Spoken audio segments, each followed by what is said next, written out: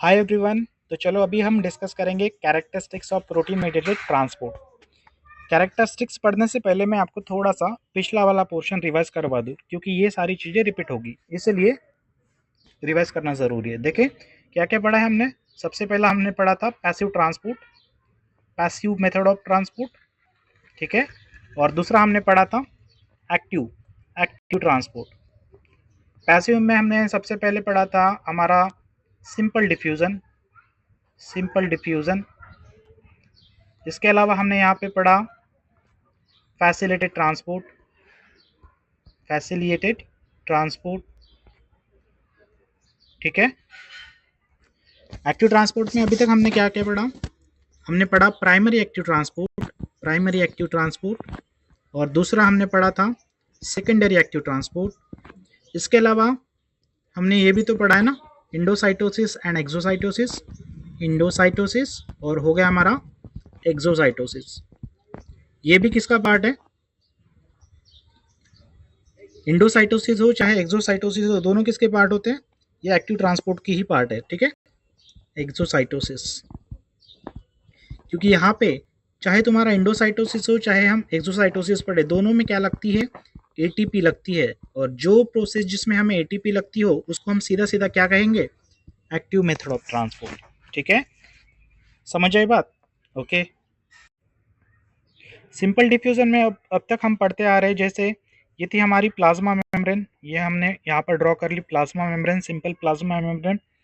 Carbon dioxide का concentration cell के अंदर ज़्यादा होता है, क्योंकि यहाँ पर ग्लूकोज का ऑक्सीडेशन होते आ रहा है। कार्बन डाइऑक्साइड का कंसंट्रेशन सेल के बाहर कम होता है, ठीक है। तो कोई भी चीज़ कहाँ से कहाँ पर मूव करना पसंद करेगी, from its higher level to lower level, तो इसीलिए कार्बन डाइऑक्साइड कहाँ से कहाँ पर जाएगा, सेल के अंदर से सेल के बाहर जाना शुरू करेगा। यहाँ पर कार्बन डाइऑक्साइड का ट्रांसपोर्टेशन हो पा रहा था, क्योंकि जो कार्बन डाइऑक्साइड था ये था हमारा नॉन पोलर, और सेल मेम्ब्रेन भी हमारी थी नॉन पोलर, जिसके चलते कार्बन डाइऑक्साइड का ट्रांसपोर्टेशन हो पा रहा था। ऑक्सीजन की हमने बात करी थी, ऑक्सीजन का कंसंट्रेशन सेल के अंदर क्या होता है, कम होता है, क्योंकि ऑक्सीजन को हम कॉन्स्टेंटली यूटिलाइज कर रहे हैं for the sake of oxidation of glucose. और दूसरी बात ऑक्सीडेशन, सॉरी दूसरी बात जो ऑक्सीजन है उसका कंसंट्रेशन इन्वायरमेंट में या सेल के बाहर क्या होता है, ज़्यादा होता है। अब ऑक्सीजन कहाँ से कहाँ पर मूव करना शुरू करेगा, from its higher level to, from its higher level to lower level, मतलब हम जाएंगे बाहर से अंदर की ओर। तो कुछ इस तरह यहाँ पर ऑक्सीजन का ट्रांसपोर्ट होता था। ऑक्सीजन क्योंकि हमारा नॉन पोलर था और सेल मेम्ब्रेन का नेचर भी था हमारा नॉन पोलर, इसीलिए ऑक्सीजन का ट्रांसपोर्टेशन यहाँ पर इजीली होता था, ठीक है। तो ये था हमारा सिंपल डिफ्यूजन। फैसिलिटी ट्रांसपोर्ट पे हमने क्या पढ़ा था, फैसिलिटी ट्रांसपोर्ट में जैसे कि मान के चलो कि ये हमारी सेल मेम्ब्रेन है, ये हमारी है सेल मेम्ब्रेन। कोई भी आयंस या कोई भी molecules like for example sodium हो चाहे क्लोराइड हो चाहे बाइकार्बोनेट हो, मतलब कोई भी पोलर एंटिटी जो सेल के अंदर या सेल के बाहर ट्रांसपोर्ट करना चाहती हो, ऐसे एंटिटी को डायरेक्टली एंट्री नहीं दी जाती। क्यों, क्योंकि जो सोडियम है या क्लोराइड है या बाइकार्बोनेट है, ये सारे के सारे क्या है, पोलर है, ये पोलर मॉलिक्यूल्स है। और हमारी सेल मेम्ब्रेन का नेचर क्या था, हमारी जो सेल मेम्ब्रेन है उसका नेचर क्या था, नॉन पोलर।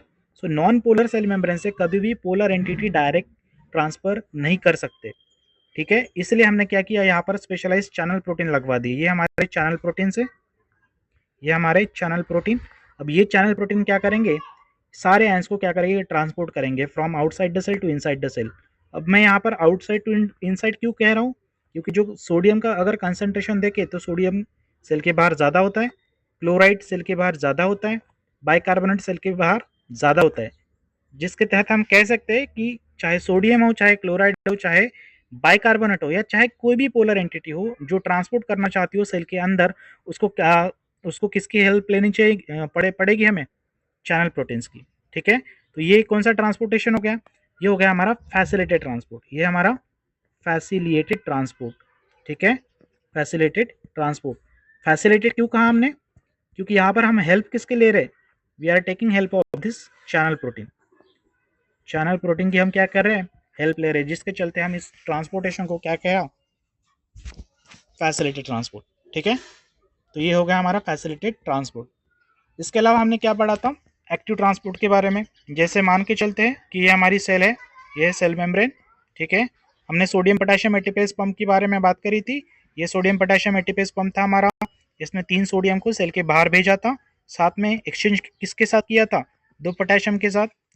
ठीक है, सोडियम का कंसंट्रेशन सेल के अंदर कम ज़्यादा, सेल के अंदर कहा मैंने, सेल के अंदर, ध्यान से सोडियम सेल के अंदर क्या होता है, कम, सोडियम सेल के बाहर क्या होता है, ज़्यादा।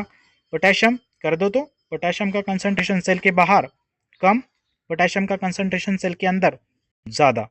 यहाँ पर देखना सोडियम कहाँ से कहाँ पर मूव कर रहा है, from lower level to higher level, कुछ इस डायरेक्शन में कर रहा है।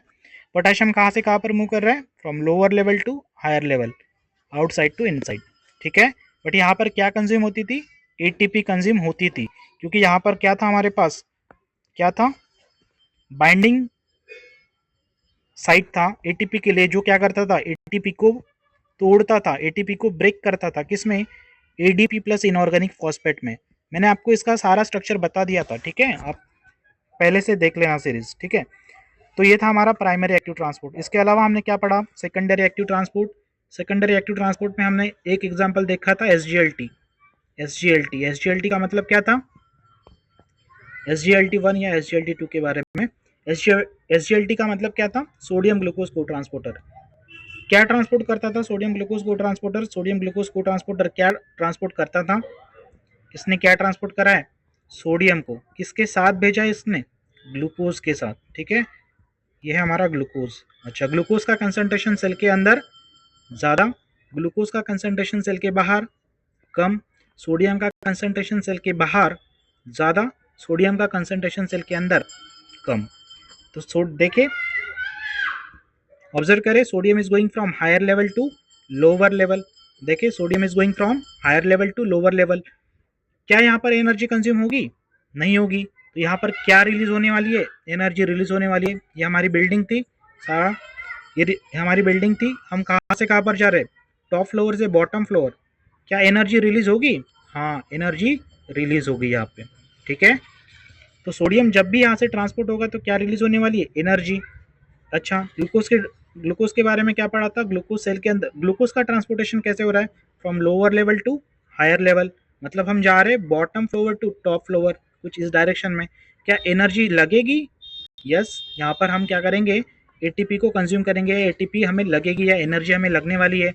हमें एनर्जी कहाँ से मिलती थी, क्या पढ़ा था हमने, जब सोडियम का ट्रांसपोर्टेशन होगा वो from higher level to lower level होगा, तो यहाँ पर क्या रिलीज होने वाली थी, एनर्जी रिलीज होने वाली थी। And that energy will be used by this SGLT transport pump to transport the glucose from its lower level to higher level. क्यों, क्योंकि ग्लूकोज के ट्रांसपोर्टेशन के लिए जो ग्लूकोज जा रहा है सेल के अंदर, यहाँ पर इसको ट्रांसपोर्ट करने के लिए हमें एनर्जी लगने वाली है, और ये एनर्जी हमें कहाँ से मिल रही है, सोडियम के ट्रांसपोर्ट होने से। क्योंकि सोडियम जा रहा है from higher level to lower level, तो यहाँ पर एनर्जी रिलीज होगी, और यही सेम एनर्जी मैं ग्लूकोज को डाउन हिल से अप हिल लेने में क्या करूँगा, यूज़ करूँगा। तो ये था अब तक का, अब अभी तक हमने यहाँ तक पढ़ा। ठीक है,